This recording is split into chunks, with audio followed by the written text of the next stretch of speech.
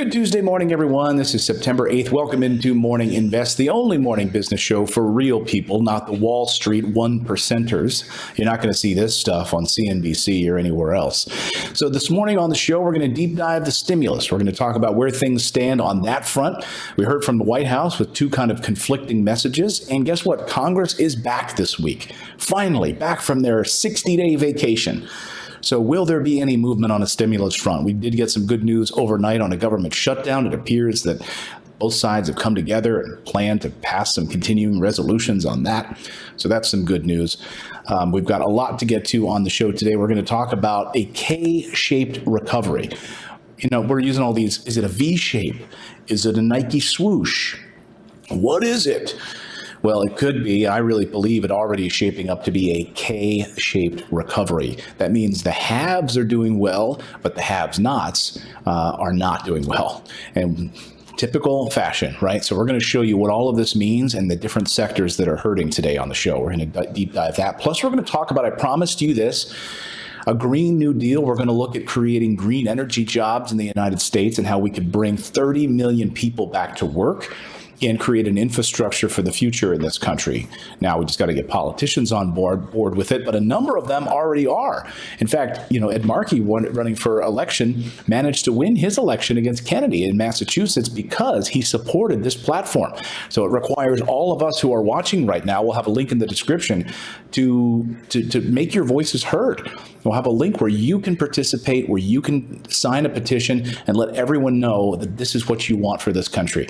Incredibly important. We'll look at how some other countries have done this to great effect. So that and so much more on the show today. I do want to say thank you so much for signing up for our morning newsletter. It's very easy to do. Just go to morninginvest.com and you'll be delivered that Morning Invest newsletter right to your inbox first thing in the morning. We work really hard on it, and you can read it in about 5 minutes over your cup of coffee. So with that out of the way, let's talk about the 5 things overnight that you might have missed in the world of news and business. Let's start with this. President Trump's campaign bleeding cash. They don't have any money. Where's all this money going? Well, if you read the New York Times, here is a bombshell story on the front page of the New York Times that Trump's war chest of over $1 billion is dwindling fast, says the New York Times. Now, if you believe the New York Times, that's the story. But in my opinion, the New York Times has a lot of liars who work there and hypocrites. I've seen it over the years. I've watched firsthand how they've fabricated stories to create their own narrative. Grover agrees with me. They leave key parts of stories out so they can paint a picture. Then they followed up with a second story. In the final stretch, Biden defends lead against Trump's onslaught. And here are the reporters on this story: Alexander Burns, Jonathan Martin, and Maggie Halberman. Now, I will say in this story, might be a little bit different than what we've seen from some other narrative-creating New York Times stories. They did some deep reporting on this. They have actual data, actual numbers. We know how much they've raised, and we know how much they've spent. So kudos to them for doing some deep reporting on this. What are they saying? Well, they're saying that, look, they've spent $11 million on Super Bowl ads. They've spent $156,000 to pull aerial banners behind airplanes in the sky in recent months, like over beaches and stuff. Hershey's company, the Trump campaign has spent $337,000 to get M&Ms made with the Trump campaign logo on it. That's right, so that they could give it away, that the administration could give away M&Ms at parties when they have parties. That seems like a good use of money, right? To have candies that melt so that the logo, come on, really? This is the kind of stuff you're spending money on. They also, Brad Parscale, who was their former campaign manager, had a car and his own driver, which is not common for campaign managers. I mean, campaign managers like sleep on the floor, eat pizza with their campaign staff. You know, they're not sleeping on a floor, but come on, they need their own driver.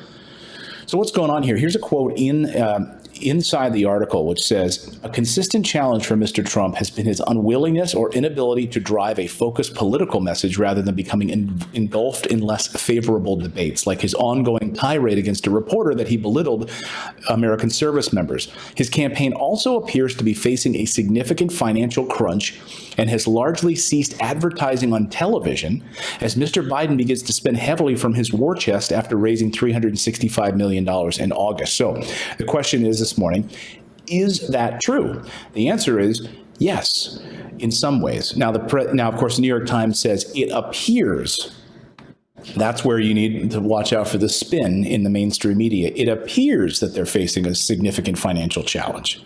But the Trump campaign fires back and says that they are just, the Trump campaign communications director, Tim Murtaugh, said President Trump's fundraising is breaking records, and we are paying close attention to the budget, allowing us to invest twice as much from now until Election Day than we did in 2016.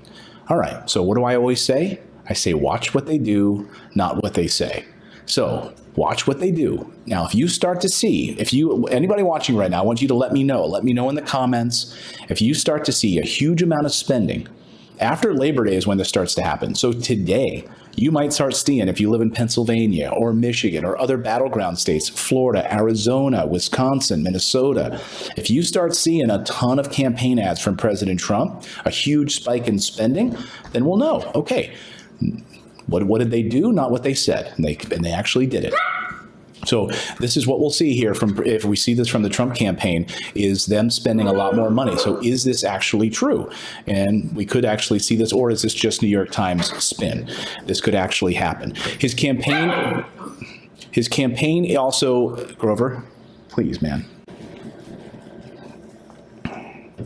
So these Super Bowl ads, they spent $11 million on these Super Bowl ads, for planes to pull aerial photos and everything else. My biggest question in all of this is whether or not they're actually holding this money or they've spent it. We've heard that a lot of big billionaire donors are not coming into the mix anymore, and they're not going to be a part of the campaign. They're not going to donate money. So this could be a big issue for President Trump if they're already pulling up. We already know that he's pulling up money inside of Michigan, and they haven't been running television ads in Michigan. You can confirm that with the Detroit Free Press and other Michigan newspapers. They have not been doing it. I know you've actually confirmed that right here on the show, that you're also not seeing them running these ads in Michigan as well. So that's one big story. Something else you need to know this morning is a vaccine coming in October. If you listen to President Trump, we could be seeing a surprise coronavirus vaccine as early as October. And a lot of people criticizing this, Joe Biden included, saying, well, this is not even going to be up in part of the trials. We're not going to be through the phase 3 trials yet. Normally, this would take 2 to 3 years to do this.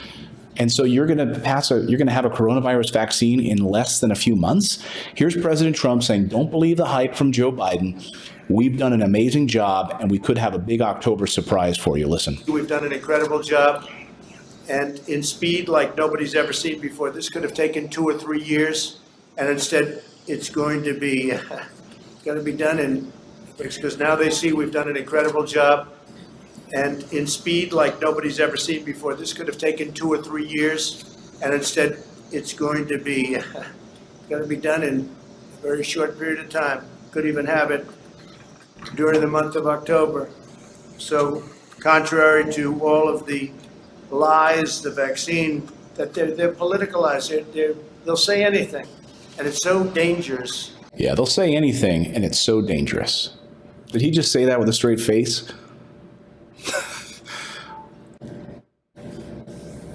Okay. Could we see a vaccine in the next few weeks? October? Will you be the first to line up and take a coronavirus vaccine? Even if it hasn't made it through phase 3 trials yet to whether or not the efficacy of this vaccine actually works? I can tell you, I'm not going to be signing up for it. I know we have some frontline workers here who said, I have no choice, I'm going to take it. But woe is me. I would not be the one to want to take that vaccine. We're rushing it out. Let me know your thoughts on that. Is this being done for political reasons, rushing this out? Or have they just done an amazing job, as he says? I don't know. Something smells fishy in that. Come on, man. I'm just saying. Something smells fishy, Joe. Something smells fishy. I don't know. The other thing you need to know about this morning, the third thing, is Amazon. Amazon's dealing with a lot of fake reviews, and you need to be careful. In fact, Amazon overnight and over the past few days has taken away 20,000 fake reviews where some sellers were offering free products in exchange for free reviews and giving them positive reviews. I mean, these are just a few examples on your screen. All these things. It's so easy to apply, and it dries very quickly. wow, this is amazing. Where has this been all of my life? In some cases, users were posting reviews every 4 hours and then turning around to sell those same items on eBay. And then they also, in addition to deleting these reviews, the company also removed the seller ratings. A number of good ratings on the product will earn the product the Amazon Choice tag. I'm sure you've seen this, which is what everyone wants, where they significantly boost the sales. Obviously, Amazon does not want this system gamed, of course, because they rely on this more than anything. And that's one of the reasons we shop on Amazon, right? Is because of these reviews. So you go there and you think that these are good. I end up buying cables and other electronics in my house because of good reviews. I mean, I'm sure you do as well. I just bought some things for the desk here, for our studio, and I'm looking at those versus other items based on those good reviews. And if we know that these reviews are gamed and aren't accurate. The same with Yelp. You know, you can always tell when there's like a disgruntled former employee who leaves a terrible Yelp review. So a lot of these things you need to take with a grain of salt. So Amazon working on that. Other big story you need to focus on this morning is what's going on in California, unfortunately. And this wildfire, now we know that it was started by a gender reveal party. Have you heard of those things where everyone gets together, drinks mimosas, and then they like launch a firework with either blue or pink? Yeah, well, that's what happened. This thing is now 10,000 acres. The El Dorado fire in San Bernardino County scorched about 10,000 acres. It's only 7% contained at this hour. According to fire officials, it's one of the most dangerous fires they've ever seen in this area. Please, folks, like, do you need to do a gender reveal party in fire season in California with fireworks next to some dry grass? Come on, people. Come on, man. Use your head. Unbelievable. This is the kind of stuff that... Yeah, it is. My wife says it's bad luck for that pregnancy. Well, I don't know. I mean, I hope the baby's fine. But it might be a long labor. What do you think? Could be one of those like 15-hour labors. A lot of pushing. I don't know. What a gender reveal party. How about this? Why don't you wait to find out what the baby is when it comes out? How's that? That'd be a good reveal, wouldn't it? Like in the delivery room? Yeah, that's how they did it like 50 years ago. Now we have fireworks that everyone's blowing up and causing forest fires. Here's something else you need to know in case you missed it overnight. Postmaster General Louis DeJoy could have violated campaign finance laws after reimbursing employees who made political donations. That's right. Chuck Schumer wants to find out about this, is calling for an investigation on the Senate side. Of course, Postmaster General Louis DeJoy is in a whole lot of hot water for everything that the post office has been dealing with over the past few months. Cutting hours and overtime hours and piles of mail have been piling up inside of post offices. We're all concerned about ballots getting out there and making sure that people can vote by mail.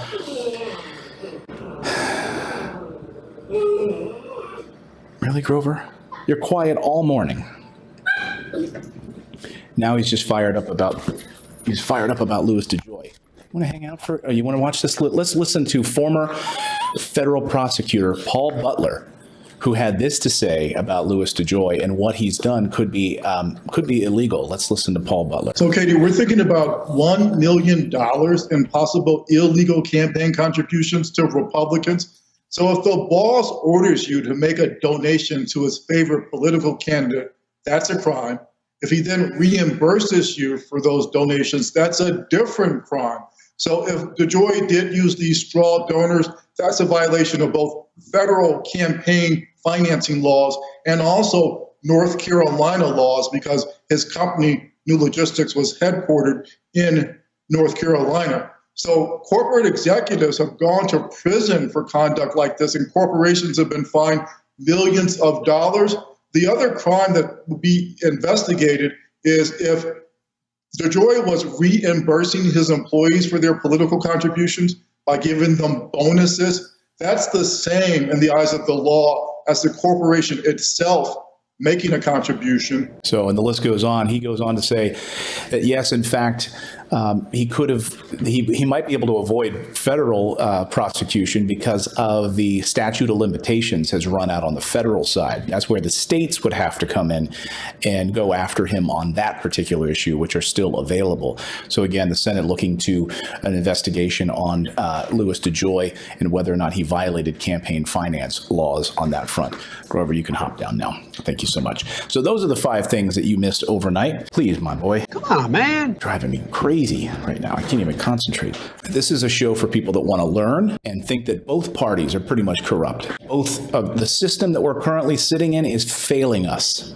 If you think the system is currently working, please go somewhere else. Please. Or learn, or stick around here and learn. I'll welcome you. I'll welcome you with open arms. I don't care if you're a Trump supporter or not. I don't care if you're a Democrat. I don't care if you're an independent. This is a show for everyone because I think the system is broken, and that's what this show is all about. Thank you so much for smashing that like button and subscribing to this channel. Remember, if you want corporate news, put on Fox News, MSNBC, CNBC, where you've got billionaires, they're driving that narrative and that conversation. Pick up the New York Times, read USA Today, read all of those corporate-backed newspapers with an agenda. But if you want real news, unfiltered, I'm going to give it to you straight, both sides. Come on, man.